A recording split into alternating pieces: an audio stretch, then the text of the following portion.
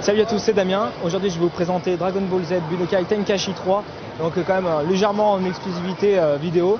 Là, je vais prendre de nouveaux persos, King Vegeta et Spopovich ou Sporovich pour ceux qui connaissent l'animé. Bon, on va prendre en couleur normale. Donc on est évidemment à la Japan Expo, dans le centre d'Atari. Là, on se tape des nouveaux temps de chargement avec Goku qui mange et des assiettes qui s'empilent, vu qu'il a un gros estomac, on va dire, en tout cas un gros appétit, parce que ça se voit pas, il est pas si large que ça. C'est bon, ça a l'air un petit peu plus long quand même que d'habitude, mais bon, c'est encore une version de démo. Voilà, présentation d'un univers, donc encore une fois, des univers destructibles, des arènes destructibles, pardon. Voilà, moi je suis le roi Vegeta, je vais me faire étaler vu que je parle en même temps, c'est pas grave. Le méchant Sporovich pas beau. Et c'est parti. Donc là, grosso modo, visuellement, il n'y a rien de bien nouveau. On est encore une fois dans un épisode dans la lignée des deux premiers Tenkaichi, sortis sur PS2 et sur Wii récemment. Plus récemment, on va dire. Là, je me concentre un peu, je concentre mon ki. Hop, tu t'attaques classique. Bon, grosso modo, on peut pas dire que King Vegeta ce soit un perso vraiment à part. C'est le père de Vegeta, pour ceux qui ne le sauraient pas. Donc aléatoirement le roi de la planète Vegeta. Et ses coups a l'air, et son physique, ça a l'air assez ressemblant de notre ami Vegeta. On va faire une autre petite technique. Donc c'est toujours assez dynamique. Je vais vous montrer après rapidement, si vous voulez, les différentes techniques accessibles donc dans le menu, voilà, qui sont maintenant rangées par onglet, c'est pas mal. Donc encore pas mal de choses à faire. Encore une fois, c'est encore assez proche du premier. Il y a quand même tout ce qui est dash qui est revenu, et ça c'est bien sympathique pour ceux qui connaissent un peu la série, et notamment les autres Budokai.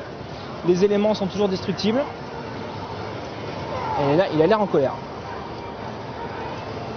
Alors là, si j'arrive à concentrer un peu d'énergie avant qu'il me castagne, je vais peut-être essayer de me transformer en gorille.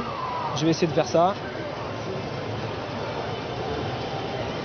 Je vole, je vole. Voilà, donc les éléments du décor sont destructibles. Encore une fois, le décor n'est pas infini. Bon, malgré tout, je trouve que c'est quand même encore suffisamment vaste pour pouvoir s'amuser et avoir un minimum de stratégie.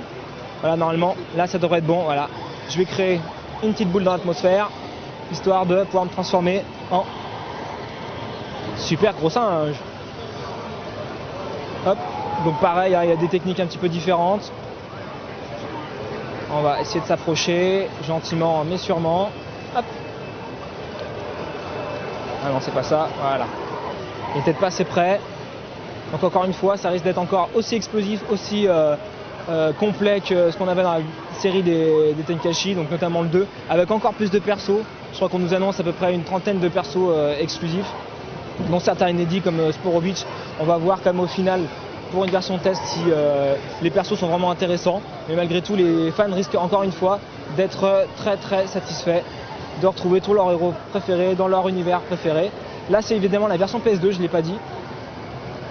Je vais essayer de le finir. Voilà.